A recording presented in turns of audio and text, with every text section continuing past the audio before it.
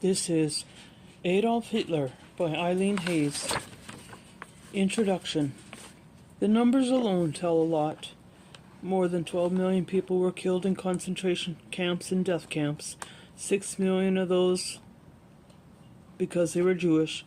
In all, 40 million Europeans died in a war that lasted less than 6 years. More than 17% of the population of Poland perished. More than 10% of the populations of the Soviet Union and Yugoslavia. But the numbers don't tell at all. They don't tell of the shattered conscience of a nation, the broken lives, the human misery that spread like a field of poisonous mushrooms planted and nurtured by one man. Racism, destruction, violence, death. These were all part of an everyday in Adolf Hitler's Germany and in the other sections of Europe that fell under his command. When Adolf Hitler came to Germany, he was an aimless Austrian without education or trade. He was driven by twin racial views. The Germans belonged to a master race with an innate right to rule, and that Jews were vile subhumans on a campaign to capture the world for themselves. With sure politic instincts and a gift for captivating crowds, Hitler won followers and turned the Nazi Party into a political powerhouse. He became Chancellor of Germany on January 30th, 1933, and Nazis began terrorizing the people almost immediately. By the following year, Hitler had become a dictator. Germans were turned into prisoners in his own country. Jews were stripped of their civil rights, their property, their dignity, and finally their lives. In 1939, Hitler started World War II, the most costly and destructive war the world had ever seen. As defeat loomed, he tried to destroy the German people too. How could one man do all this in a civilized industrial nation in an era of mass communication? How could 70 million Germans let him do it? The answers lie in the complex interaction between a unique personality and the political and social forces of his time. Some historians believe Hitler's rise of the culmination of centuries of German history. Others blame short-term factors such as the tremendous political and social instability in Europe during Hitler's lifetime. Any discussion of Hitler, therefore, must begin with a look at the nation that allowed itself to be led for 12 years by a mass murderer. Deep roots. The political, social, and ideological currents that grew into tidal waves under the Nazis had existed for centuries. Militarism, obedience to authority, and anti-Semitism did not originate with Hitler. The regime we know today as Germany sits in the middle of Europe because of its location.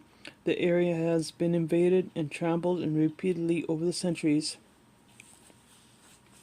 Location also played an important part in Germany's downfall in World War I, and I would again in World War II, when German leaders had to fight on more than one battlefront at the same time.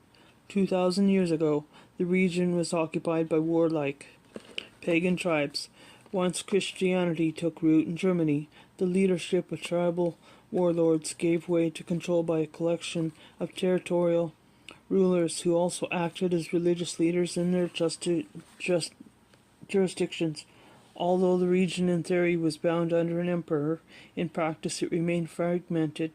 It consisted of more than 300 individual states at the time. Central national governments were forming in Britain and France, while those nations developed a tradition of democracy during the 18th and 19th centuries. Germans still had their many authoritarian rulers. Germany was the last of the great nations of Europe to be unified, and it was forged into one nation by military aggression. Otto von Bismarck, Chancellor of the large and powerful Kingdom of Prussia, launched a series of wars in the late 19th century to bring the other German states into one nation under Prussian domination. Significantly, Bismarck excluded Austria with its large German population. Ending the separation of German peoples would become a major goal for Hitler. Another concept central to Nazi rule was anti-Semitism, prejudice against Jews, which would be traced back by centuries throughout Western history. Jews have been prosecuted since about the 4th century. They've been pressured to convert to Christianity, and some rulers had expelled Jews. Oh, excuse me. The Catholic Church, which exercised tremendous power in Europe, enacted rules forbidding Christians to marry or have sex with Jews. It restricted education, employment, legal rights, and housing for Jews, and ordered them to wear identification badges. Secular rulers in Germany placed similar restrictions on Jews centuries before Hitler was born. During the Middle Ages, savage anti-Jewish terrorist campaigns or pogroms were launched in Germany and many other parts of Europe. Jews were accused of causing a 14th century plague called the Black Death. Martin Luther, the German monk who in the 16th century sparked the Protestant Reformation, characterized Jews as demons, arch criminals, and enemies of Christ. He said they would be stripped of their property and imprisoned or expelled.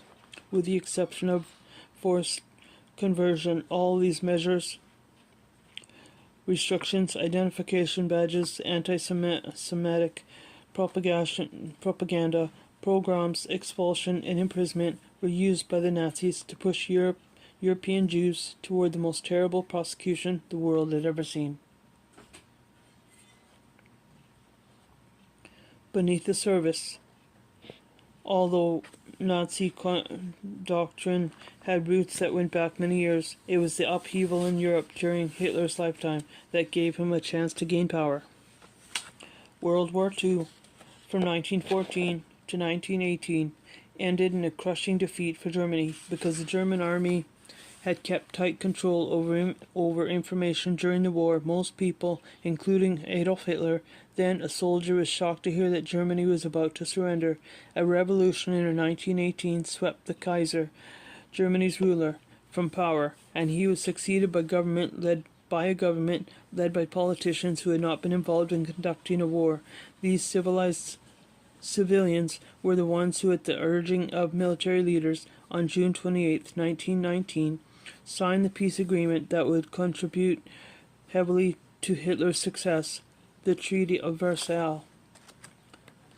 Germans hated the treaty that had been forced on them by the victorious Allies, Britain, France, Russia, the United States, and several smaller nations. Under the treaty's provisions, Germany lost territory it had taken from France, Belgium, Denmark, and Poland, and had to accept responsibility for starting the war. Germany was forced to pay huge reparations or compensations for war damage in gold, raw materials, livestock, and manufactured goods. The treaty cut German army forces from several million men to 100,000 with no planes or tanks. People quickly forgot that the army had urged that the treaty be signed, and the stab in the back legend was born.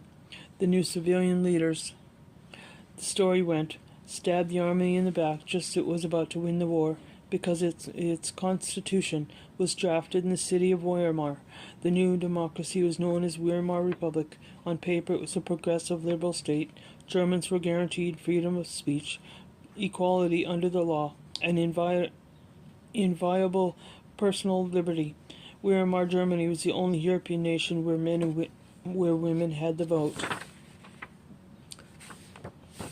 The Constitution was ratified on August 31st, 1919, 2 months after the Treaty of Versailles was signed. So, in the shadow of the widely despised treaty, and under the leadership of men believed to have sold out the mighty German army, Germany's first democratic government came into being. Not surprisingly, it met resistance from the army, from the judiciary and from the public. With such a profound dearth of support, the Wehrmacht government would prove unable to stand to the powerful political and emotional forces unleashed by an undistinguished Austrian immigrant named Adolf Hitler. End.